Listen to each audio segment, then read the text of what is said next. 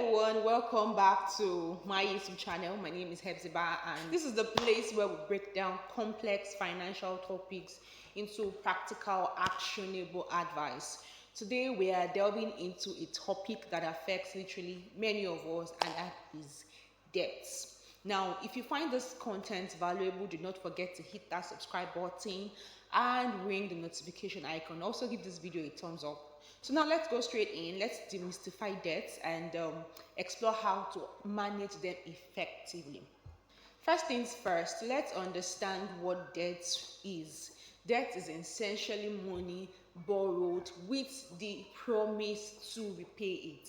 It is not a gift. You have to repay it, and you must repay it with interest. It's a financial tool that, when used wisely, can help us achieve goals like home ownership or education, business expansion. However, mismanagement can lead to financial challenges. Not all debts are created equally. There are good debts and that can potentially increase your net worth, like a mortgage, a business expansion loan, or student loans.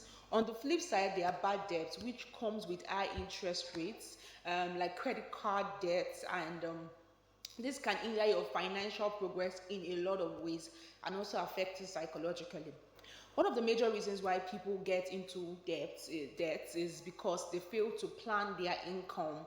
Now, you can take control of your income and your finance through budgeting. I have a video that I'll link somewhere up here where I talked about budgeting. Now, what your budget shows you, it shows you what you can and cannot afford. So the fact that you earn 300k monthly doesn't mean you can afford a trip that is 200k. It shows you your lifestyle, what is obtainable, what is sustainable, and what is not sustainable. Now let's classify debt into four main categories. One, we have the secured and unsecured. Now, a secured debt backed up by collateral. So let's say your house, your home, or your car. We will be providing the lender with assets if you cannot repay. Then the unsecured debts are like credit cards and medical bills. Now, these ones do not have a specific collateral tied to them. Also, there are also consumption debts. Consumption debts are used for any purpose that does not bring financial return, like ashrebi, that's party, car loans, or paying of rent, grocery, or gift to your partner. There's also the asset or investment loan, which are used for purposes that bring financial returns, such as tested business expansion, real estate, commodities, and trusted investments. Now, let's talk about prioritizing your debt repayment. Now, when dealing with multiple debts, it is crucial to prioritize repayment. It is not a gift, it's a loan. You have to be paid. So tackle the high interest debt first to minimize the overall interest paid, because with loans, the longer it stays, the more the interest you have to pay. So consider debt snowball or debt avalanche method, whichever suits your psychology and financial situation. You understand your financial situation at the moment, so go for the one that best suits you. The importance of building an emergency fund is a key component of managing debt.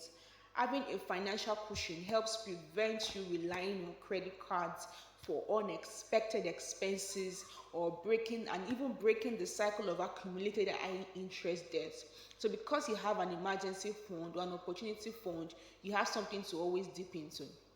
If you are struggling to meet your debt obligation, do not hesitate to contact your creditors. They may offer temporary relief or alternative repayment plans. And important thing is communication is crucial. And many creditors are more than willing to work with you during tough times. Debt consolidation is another strategy to streamline payment. So you combine multiple debts into one. It may help simplify your financial life, but it's essentially to carefully assess the interest rates and terms to ensure that it's a beneficial move. So this, you might have to work with a financial advisor or planner. Now, let's talk about some of the common debt traps to avoid, especially things like your payday loan or high interest credit cards. Understanding these pitfalls can help you make informed financial decisions and steer clear of unnecessary debts. Now let's talk about your credit score is closely tied to your debt management. Now, timely repayment positively impacts your score, whereas missed payments and high credit utilization can have adverse effects and be put you in the negative. So it's important to regularly monitor your credit reports for accuracy. Now let's talk about the rules for debt management. Now, one of the things you need to know is whatever kind of debt you're going into, your repayment plan must not be more than 33.3% of your income. Now, do not take a loan because your credit limit allows it. So the fact that your credit limit allows doesn't mean you have to take the loan.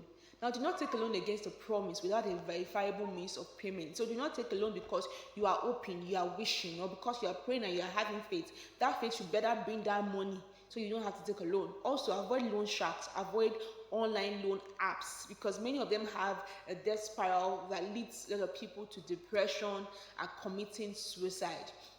The thing about many of these loan apps is they provide temporary relief.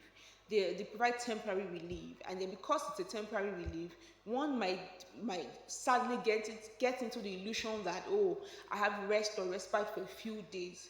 But what happens is you might have rest or respite for a few days, but you still going to have to pay it. A debt is not a gift.